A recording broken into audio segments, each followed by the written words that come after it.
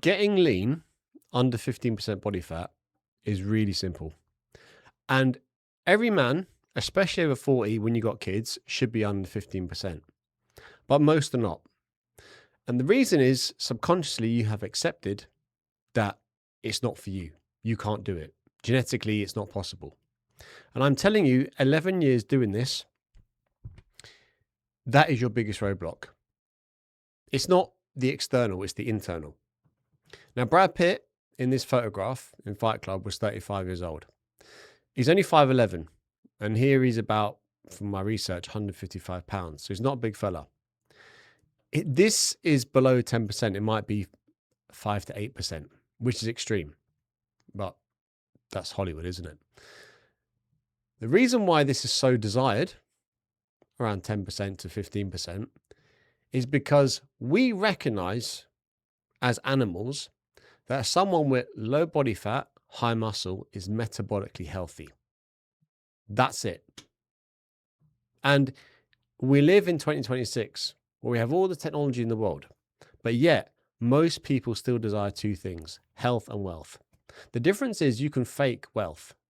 You can have your car on hire purchase. You can't fake a good body. It takes hard work and consistency, but it can and should be done. It's not in your genetics to be more than 15% body fat as a man. If you look back to before 1970s, look at pictures of people on the beach, there's no overweight people, none at all. Because after 1970, we started eating for convenience, right, with the whole housewife revolution. So let's get into this. Now, before you do anything, you're watching this because you have too much body fat, more than likely. But you're not sure how you got there, and you've probably tried things to fix it that haven't worked. So what you need to do first and foremost is figure out where you are right now. So below this video is a link to take the scorecard. It's going to tell you in less than 3 minutes what your issue is, the one thing that's holding you back, and how to fix it. And you'll get a result immediately once you submit it. All right, let's crack on. The unique challenge that dads face, right, especially looking at the media, is most fitness content is designed for young fellas. And they've got nothing else to do but go to the gym and try and find a bird, which is why they're going to the gym mostly. But as dads, we're trying to keep our bird, our lady, our wife, our partner. And we're trying to be healthy and energetic for our kids. But we think, all right, I have to uproot my life completely. I have to follow exactly what these lads are doing. Not realizing that it's a trap, right? The 5-6% body fat you see there with Brad Pitt is not sustainable. That's done for a film. And because you think that is the goal, you don't try at all. What the goal is to be below 15%. All right, so let's go through that. When you're a dad, energy is the most important thing. Energy comes first. The physique you get afterwards is the byproduct. Because if you want energy, you have to do energetic things, i.e. work out. If you want energy, you have to fuel your body like a Ferrari. Don't be eating like a child, like the convenience foods. And all you need is a minimal effective dose. You've probably heard of that term before. No supplements to buy. You can't buy your way into a fit, healthy, strong body. You don't need any like exotic protocols, biohacking, red light therapy, saunas. Like go to a gym and look at the lads in the sauna. They're normally not the fittest lads, but they think, all right, if I do 45 minutes on the Stairmaster and then sit in the sauna and sweat the fat out, that's how I'm going to lose weight. And they do that because it's not hard. Right? They're addicted to comfort. And this is a symptom of modern society. We are watching Netflix, getting our stuff on Amazon Prime, using Deliveroo for our food. And we want things instantly. But the one thing you cannot get instantly is fat loss. Although people try and make it seem like you can. Do this juice cleanse. Do keto for a couple of weeks. I had a conversation with someone the other day. They said, so how long do I have to eat like this for? Forever. You can stop, but if you stop, you'll get fat again. But by the end of this video, you're going to see the whole minimal effective dose, right? The calories, the protein, the training, and the 5 things that will quietly decide whether it works or not. And for most, it doesn't. And that's not because the system is wrong, it's because they don't apply it. So firstly, train for longevity. Aesthetics are the byproducts. But we find it hard to visualize ourselves in 20 years. Like I went to jiu-jitsu this morning, a couple of lads there that were in their 50s. They started in their 40s. Right? If they could see themselves now as 50-odd-year-old men, how fit, strong, mobile they are, they would have started sooner. But we can't visualize that far ahead. We want instant. You're not training to look good for a holiday. That's a bonus. You're training to be healthy, to be capable as a dad. The body wants health. It wants that result, but psychologically, we're not willing to go through the discomfort because we're addicted to comfort. And for men our age, the shit hits the fan when they get those blood markers, the visceral fat, the blood pressure, the resting heart rate, the blood sugar. And they think, oh shit, I better take care of this now. And sometimes it's too late. Muscle is not vanity at 45. Muscle is a longevity organ. Because when you strengthen your muscles and they grow, because if they're not growing, they're shrinking. There's no in between. People are like, oh, I want to maintain. No. They're going to shrink. Everything is always changing, but it's up to you to decide how it changes. This tissue in your body, i.e. muscle, skeletal muscle, is going to help you hormonally for the rest of your life. So if you're wondering, why do I feel fed up? Midlife crisis, I'll buy myself a Porsche. Again, you can fake wealth or hire a Porsche, but the investment needs to be done in yourself, not done externally. We'll come back to that, okay? And the 6-pack, if it ever shows up, is the side effect of all the boring things. It's not the target. Now, people don't want to be bored, including me. We want to constantly fill our life with distractions. And if you look at the news, it's all bad. It's a distraction. If you look at half-naked birds on social media, it's a distraction. What you need to be doing is looking at yourself.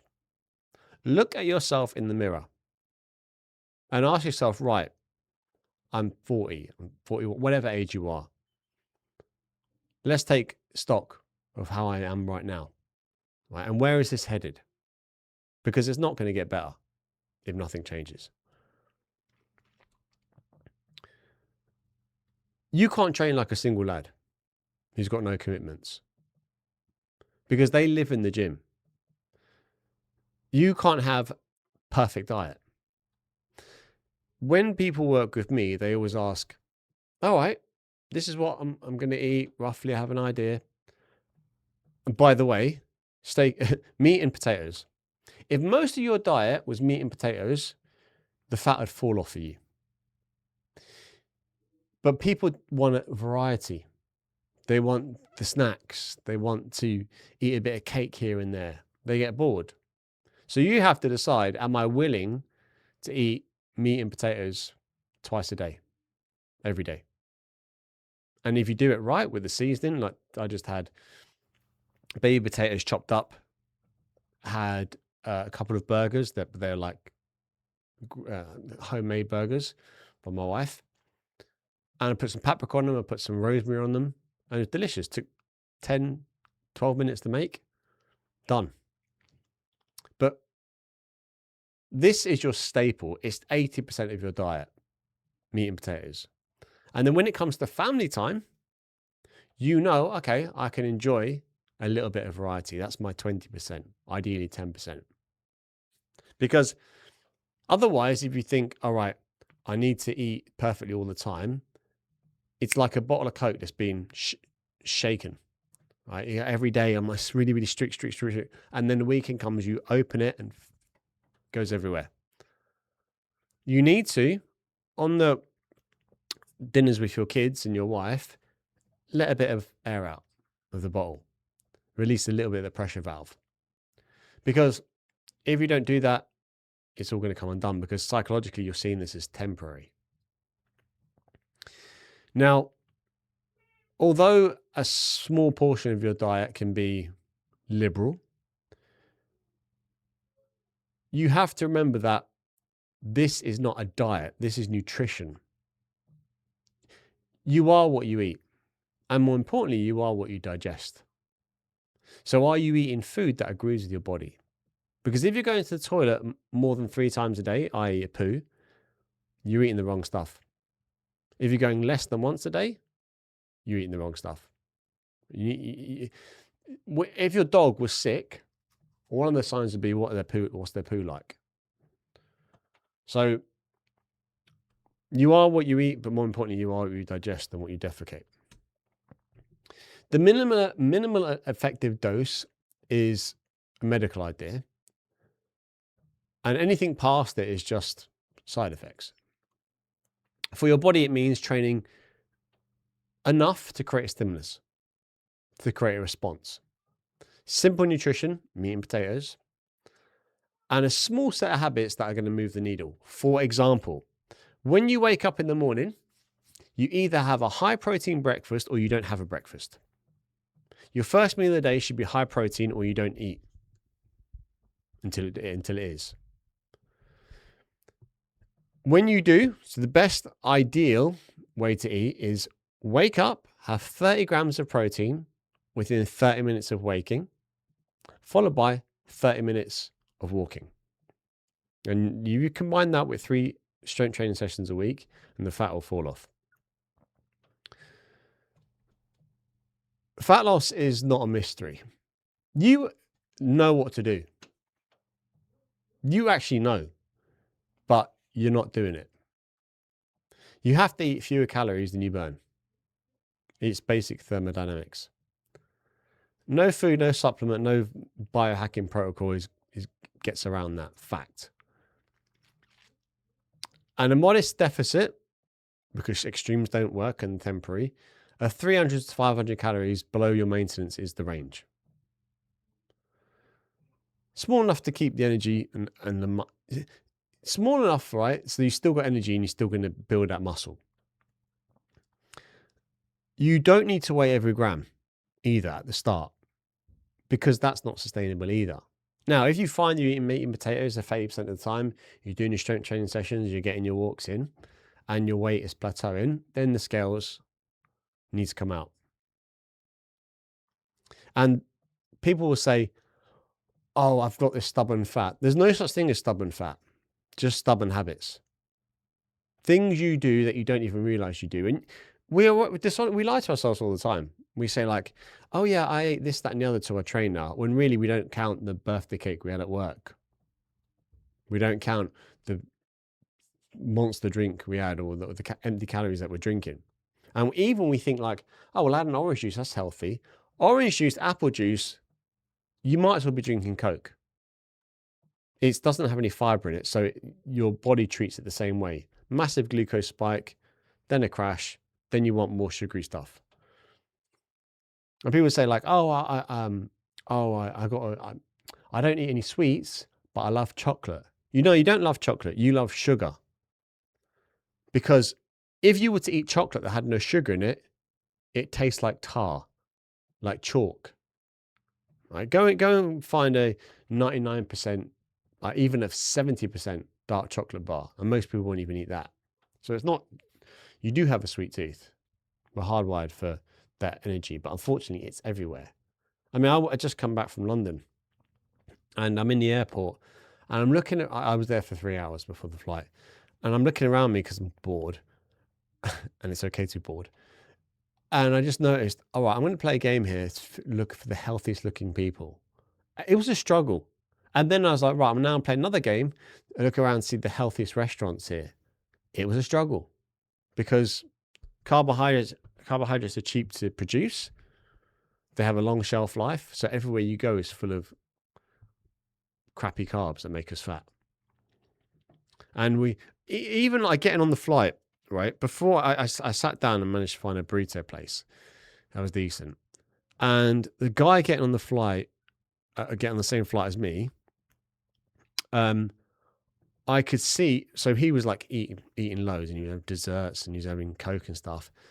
And then I realized that actually, because we got talking, he was from London and he was flying out wherever. So basically, he had left his house, gone to the airport, and then eaten all that crappy food, and then get on a flight and he's farting his head off next to, sitting near me. Right. So for me, it was different. I had to eat there because I didn't have anywhere to cook food. Right. So people are just, he couldn't wait. He wanted to get to the airport to eat that crappy food.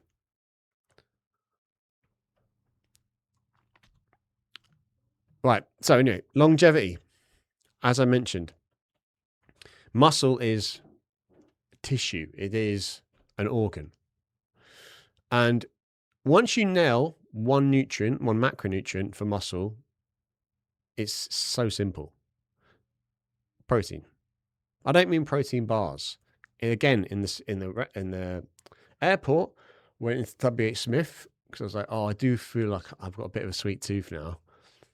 And after having the burrito, and I went to the, what do you call it? The convenience place where they have the snacks in WH Smith, and loads of protein bars, wall-to-wall protein bars. Listen, if it looks like a chocolate bar, it tastes like a chocolate bar, it's a chocolate bar. Look at the ingredients. Especially if anything says protein on it, it's normally crap. I ended up getting a trail mix, which high fiber, high protein, but there was sugar. Sugar was a key ingredient, but that's the trade-off. I couldn't find anything that didn't have sugar in it. But with protein, we should be eating 1 gram per pound of body weight, and we need even more. I say 0.7, 0.8 grams per pound of body weight. But as we get older, we need more protein, not less. Protein is the most filling macro too. So before I got on that flight, I made sure that I had extra beef in my burrito. I actually had 2 burritos, 2 large ones. But I had as much protein as possible so that when I got on the flight and then off the flight on another train, another taxi, I wasn't craving junk food because I've had so much protein. That's going to give you an anchor. So here is a repeatable meal you can eat, right? I mentioned the meat and potatoes. Right? This is going to massively reduce your decision fatigue. Because look at Mark Zuckerberg. He supposedly he wears like just black or just a hoodie, and Steve Jobs. You see these successful people that like this thing, as in what I wear, doesn't matter that much. How can I reduce unnecessary decision making in my life? And it should be the same for you and food. Because again, if you're watching this, you're overweight. Right? It's hard to hear, but it's simply because you're addicted to food and the comfort of food, highly palatable food. And you're not alone. I mean, most of us are. Like I'm gonna work from home. I eat from out of boredom too. The difference is I'm very lean. So because I do so much strength training, I have so much muscle. When I eat, that muscle absorbs the calories, the energy. But if you don't have a lot of muscle and you eat what I eat, which is sometimes I can be quite liberal with my food, you're going to get fat. You need to have a very regular strength training regime with progressive overload and be walking a lot and staying hydrated. But eat with the family. Right? Don't be taking out, like a single dad, some Tupperware and I'm going to sit in a separate room and, I eat my broccoli and chicken while my wife and kids eat something else. That's going to cause division in your family, right? When your missus makes your grub or you make your grub, go, right, where are my meat and potatoes? as in, don't say that to her, but like say it, to yourself. That's what has to be the staple. And when you look at your plate, half of it should be protein, a good quality protein, not like vegan protein or black beans or that nonsense from an animal, ideally an animal. So the 3 levers that we can pull: sleep, that's the first one. Very hard. I have a 5-year-old, a 4-year-old, and a 2-year-old. I was up 4 or 5 times last night just with the 2-year-old. So get to bed early. Once the kids go down, go to bed. Oh, but I got to watch Netflix. Got to have time to unwind. Chat to your missus for a bit. She will probably appreciate it. Ask her how her day was.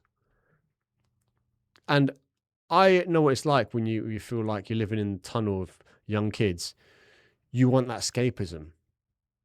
But then you start thinking, right, I want to watch the next thing, the next thing, the next thing. And then you end up going to bed at 10 o'clock, 11 o'clock.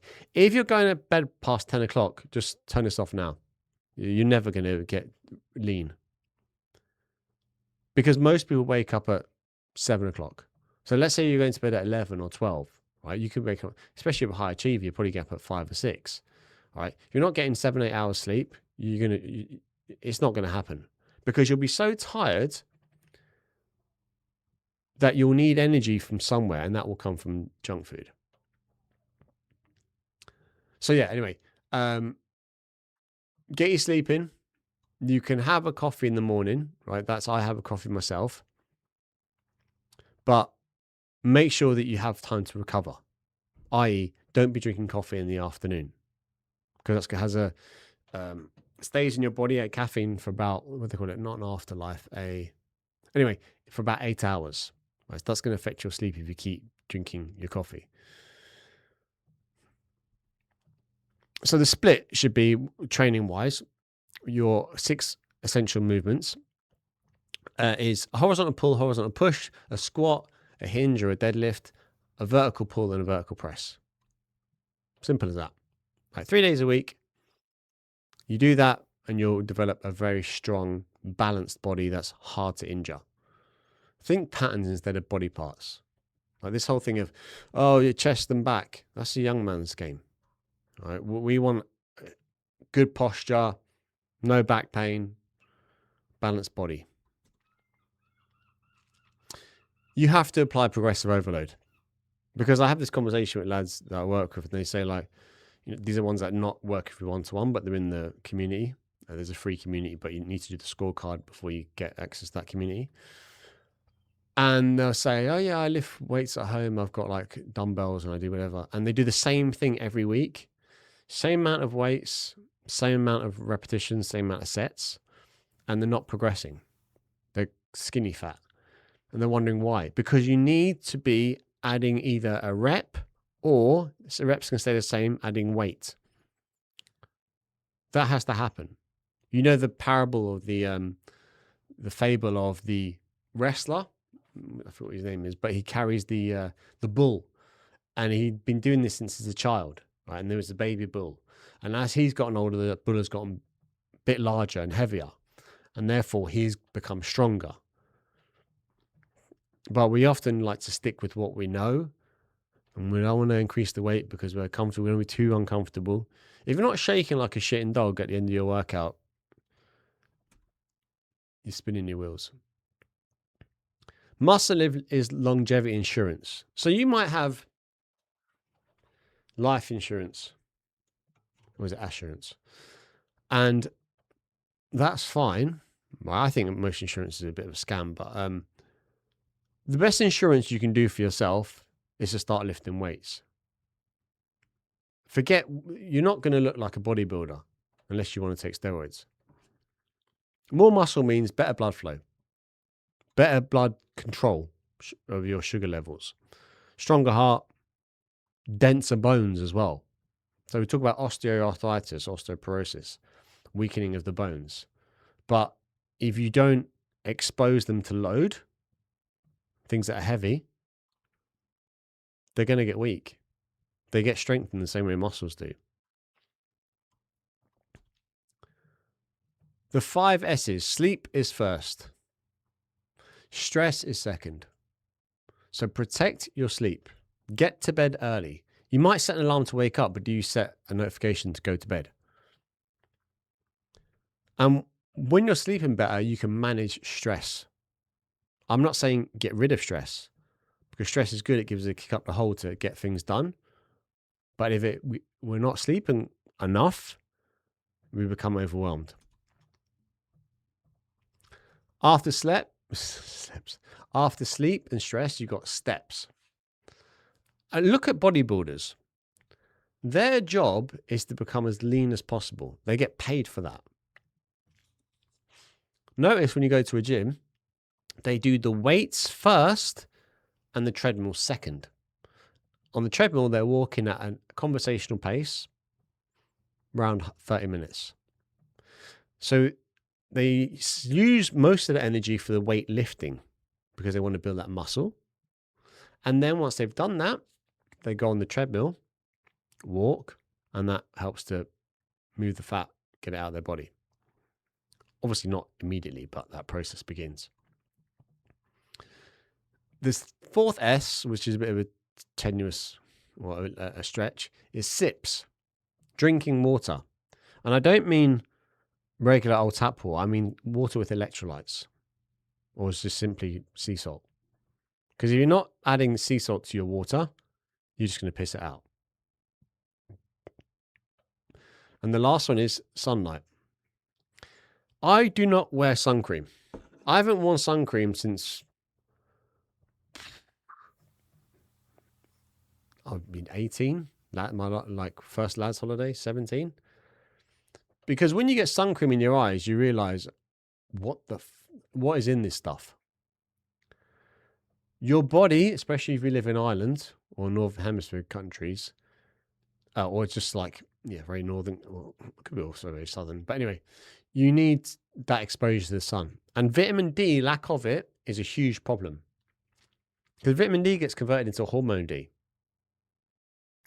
And we need that for a healthy hormone profile. But when the sun comes out, we're hiding in the shadows, in the shade. We're lathering ourselves in sun cream. If you want to protect yourself from the sun, cover up or get into the shade. But you need your sunlight, and ideally about 10 minutes in the morning. And you still get it through the clouds. It's not as strong. And people will talk about skin cancer. There's a huge correlation between skin cancer, what you eat, and smoking as well. Anyway. By the way, should I leave it on the sun lotion thing? Part of the reason why sun lotion can cause or contribute towards the likelihood of cancer is that people put sun cream on and then they stay out in the sun longer than they should, right? So little and often with the sun, like anything.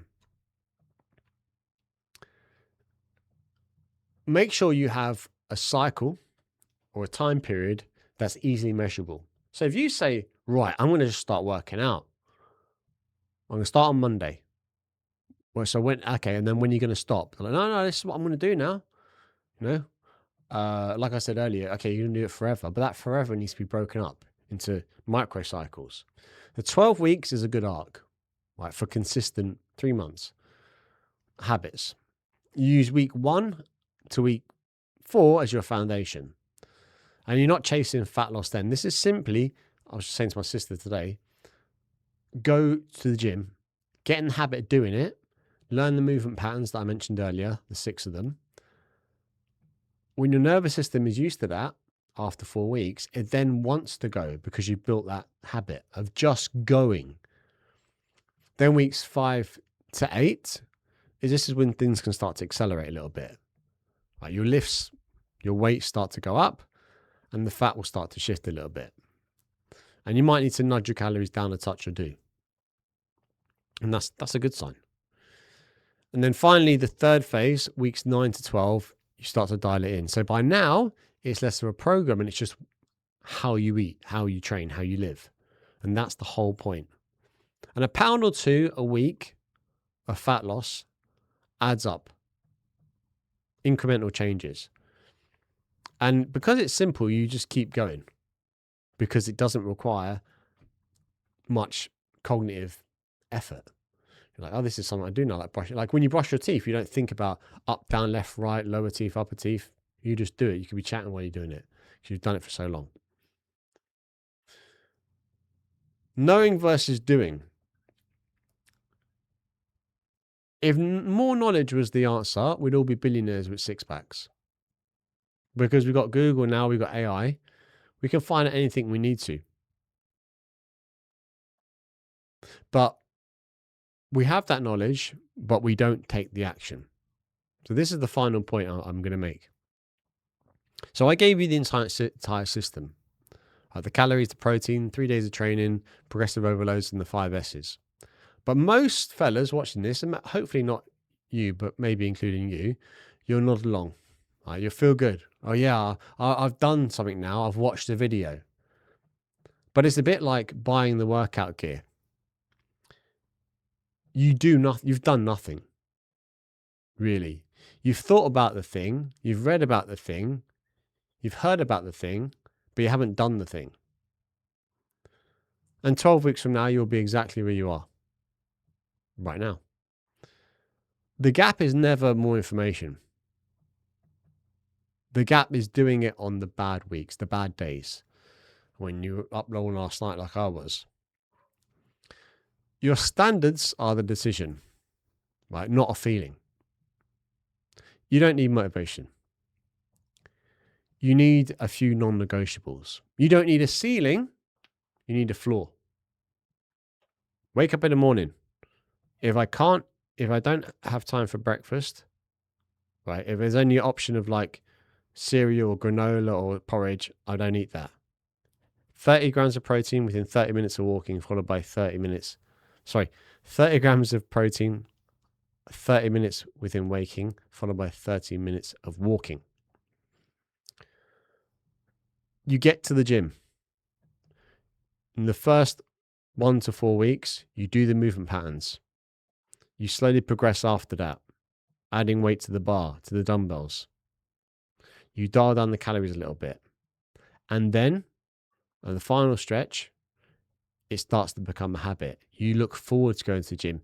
If you don't go, you don't feel like yourself. Something feels off. So don't get overwhelmed. Start at the beginning. If you don't take this fat loss scorecard, you're flying blind. Right? You need to know where you are to get where you want to go. That's it.